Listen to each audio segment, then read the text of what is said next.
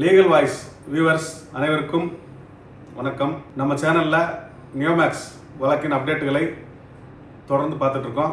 அந்த வகையில் மதுரை உயர்நீதிமன்ற கிளையில் தாக்கல் செய்யப்பட்ட நிறுவனத்தின் இயக்குநர்கள் மற்றும் எம்டி சேர்மன் எல்லாத்துக்கும் வந்துட்டு கேன்சலேஷன் ஆஃப் பெயில், ஜாமீனை ரத்து செய்யும் வழக்குகள் மாண்புமிகு நீதியரசர் பரத சக்கரவர்த்தி அவர்கள் முன்பு சென்னையில் நடைபெற்று வருகிறது. அந்த வழக்கின் விசாரணை இன்னைக்கு நம்ம ஏற்கனவே சொல்லியிருந்தோம். அந்த வழக்கின் விசாரணையானது இன்று சென்னையில் வைத்து நடைபெற்றது.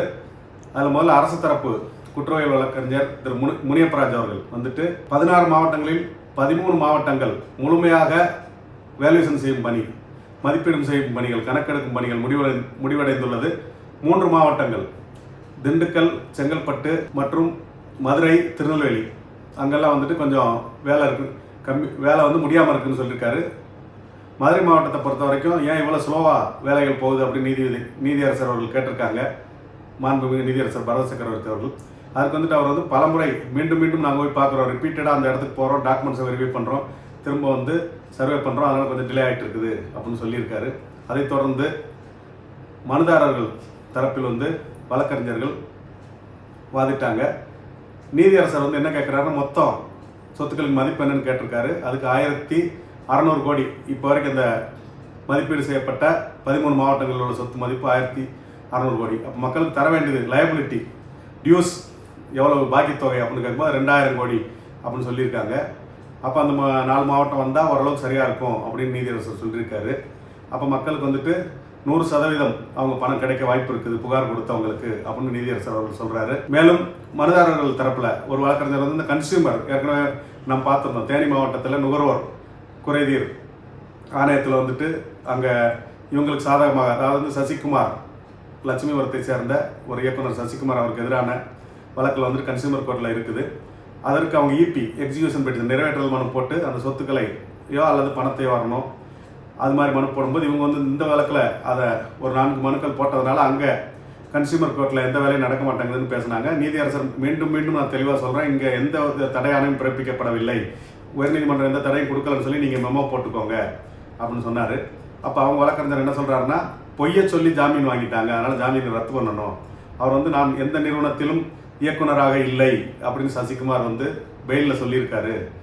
ஆனால் கன்சியூமர் கோர்ட்டில் நான் ஒரு நிறுவனத்தின் இயக்குனர்னு சொல்கிறாரு அப்படின்னு பேசும்போது நீதியரசர் வந்து கொஞ்சம் கடுமையாகவே என்ன சொன்னார்னா, நீங்கள் வந்து ஜாமீன் ரத்து பண்ண சொல்கிறீங்களா? ஜாமீன் ரத்து பண்ணுறது எனக்கு ரொம்ப ஈஸி, உடனடியாக அன்னைக்கே நான் பண்ணிட்டு போயிடுவேன்.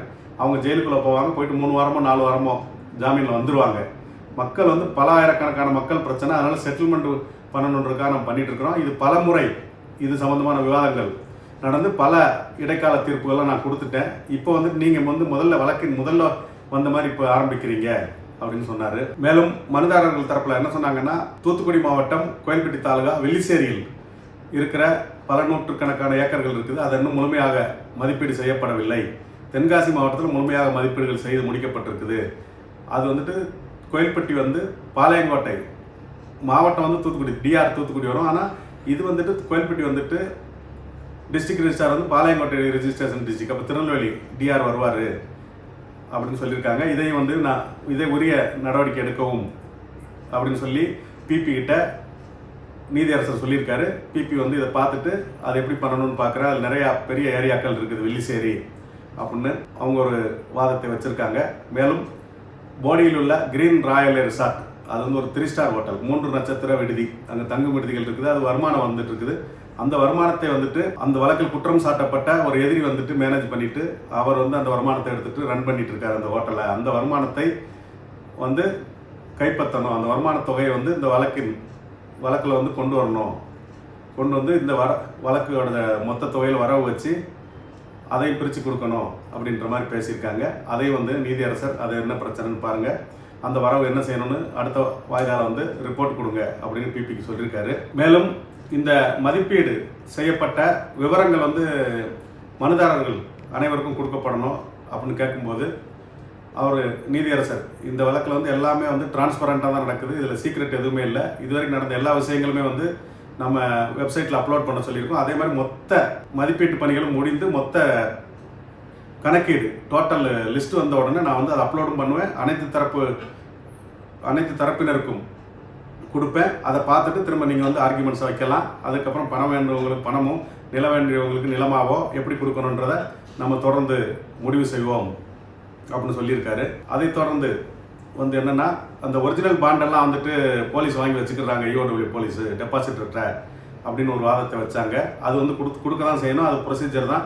அது கொடுத்தா தான் சார்ஜ் ஷீட் ஃபைல் பண்ண முடியும். சார்ஜ் ஷீட் ஃபைல் பண்ணால் நீதிமன்றத்தில் ஒன்று இங்கே செட்டில் ஆகிடுச்சுன்னா இங்கே செட்டில் ஆகாட்டி அங்கே வந்து ட்ரையல் விசாரணை, வழக்கோட விசாரணை ஆரம்பிச்சிடும்.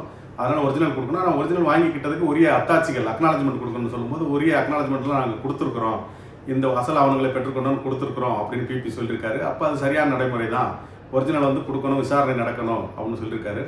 மேலும் அந்த கன்சியூமர் கோர்ட்டை பொறுத்த வரைக்கும், நுகர்வோர் தீர்ப்பாயத்தில் உள்ளதை பொறுத்த வரைக்கும் நோ ஸ்டே, இது வரைக்கும் எந்த ஸ்டேயும் கொடுக்கல. அங்கே வந்து ப்ரொசீடிங்ஸ் மே கோ ஆன், அங்கே வந்து அந்த நடவடிக்கைகள் போயிட்டு தான் இருக்கும், அதற்கு எந்த தடையும் விதிக்கப்படவில்லை அப்படின்றத மீண்டும் வந்து ஒரு முறை அவர் வந்து தெளிவுபடுத்தியிருக்காரு.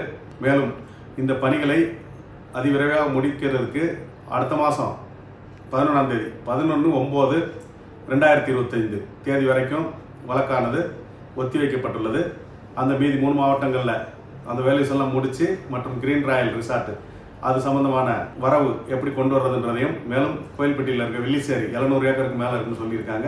அந்த இந்த டீட்டெயிலாம் வந்துட்டு அடுத்த வாய்தால அரசு தரப்பு வழக்கறிஞர் பப்ளிக் ப்ராசிக்யூட்டர் நீதிமன்றத்துக்கு சமர்ப்பிப்பார். நீதியரசர் வந்து என்ன சொல்லியிருக்காருன்னா, முதலீட்டாளர்களுக்கு விரைவாக பணம் கிடைக்கணுன்றதை வந்து உறுதிப்படுத்தும் வகையில் ஏர்லியஸ்ட் செட்டில்மெண்ட் அதை நோக்கி தான் அந்த வழக்கு போகுது, ஜாமீனை ரத்து செய்யணுன்றதை நோக்கி இந்த வழக்கு போகலை அப்படின்றத ஒன்ஸ் வந்து அவர் கிளியர் பண்ணியிருக்காரு. மேலும் பிபி சொல்லும்போது என்ன சொல்லியிருக்காருன்னா, விடுபட்ட சொத்துக்கள், தவறாக கொண்டு வருவது, எரர் கொண்டு வரப்பட்ட சொத்துக்கள் மற்றும் இதில் சேர்க்காதது, நாட் இன்க்ளூடட் ப்ராப்பர்ட்டிஸ், அதாவது இதில் சேராமல் வெளியே இருக்கிற சொத்துக்கள், அது எல்லாத்தையும் கண்டறிஞ்சு இந்த வேல்யூஷன் முடிஞ்சோன்னா அதுவும் மீண்டும் அந்த பணி நடக்கும்.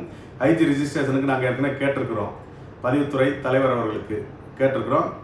இந்த லிஸ்ட்டை மீண்டும் வந்து நாங்கள் அனுப்புவோம். என்கம்பரன்ஸு, வில்லங்கம் ஏற்படுத்தப்பட்ட சொத்துக்கள், வழக்குக்கு பின்னாடி விற்கப்பட்ட சொத்துக்கள், வழக்குக்கு முன்னாடி முறைகேடாக விற்கப்பட்ட சொத்துக்கள், இது எல்லாத்தையுமே வந்து எடுத்து இன்னொரு வாட்டியும் நாங்கள் வந்து வேல்யூஷன் பண்ணுவோம் அப்படின்ற மாதிரி சொல்லியிருக்காங்க. இதை தொடர்ந்து இந்த வழக்கானது 11/9/2025 அன்றைய தேதிக்கு ஒத்திவைக்கப்பட்டுள்ளது. அந்த தேதியில் மீண்டும் இந்த வழக்கின் தொடர் விசாரணைகள் நடைபெறும். அதை தொடர்ந்து என்ன இருக்குதோ அதை வந்து உங்களுக்கு தெரிவிப்போம். இந்த வழக்கு விவரங்களை தெரிந்து கொள்ள, மக்களுக்கு எவ்வளோ சீக்கிரம் பணம் கிடைக்கும் என்பதை தெரிந்து கொள்ள நம்ம சேனலை வந்துட்டு தொடர்ந்து பாருங்கள், ஆதரவளியுங்கள். வழக்கின் அப்டேட்டுகளை தொடர்ந்து தருகிறோம்.